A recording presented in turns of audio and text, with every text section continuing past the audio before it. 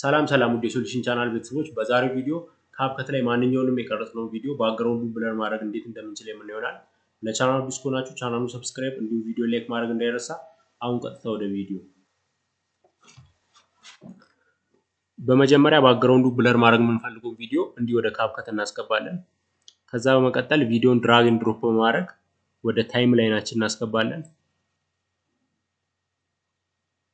ከዛ ቀጥታ እዚህ ጋር ቪዲዮ አውዲዮ ምናምን የሚል አማራጭ አለ።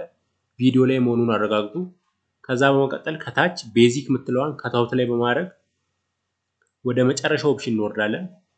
ከስር አውቶ ከታውት የምትል አማራጭ አለች። የቦክስ ምልክቷን አንድ ጊዜ ክሊክ በማድረግ እዚህ ጋር ፕሮሰስ እያደረገ ነው። ይህም ፕሮሰስ አድርጎ 100% ሲሆን ባክግራውንዱን ያጠፋልናል ማለት ነው።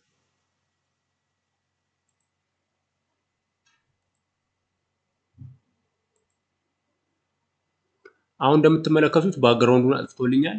ከዛ በመቀጠል ድጋሚ ቪዲዮን እጫነውና ድራግ ኤንድ ድሮፕ በማድረግ ወደ ታይም ላይናችን እናስገባለን።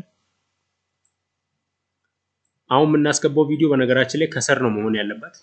ባክግራውንዱን ያጠፋነውን ከላይ ነው ማድረግ ያለብን።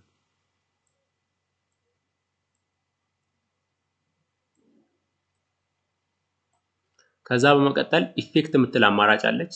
እሷን አንድ ጊዜ ክሊክ በማድረግ ብለር የሆነ ኢፌክት እንመርጣለን።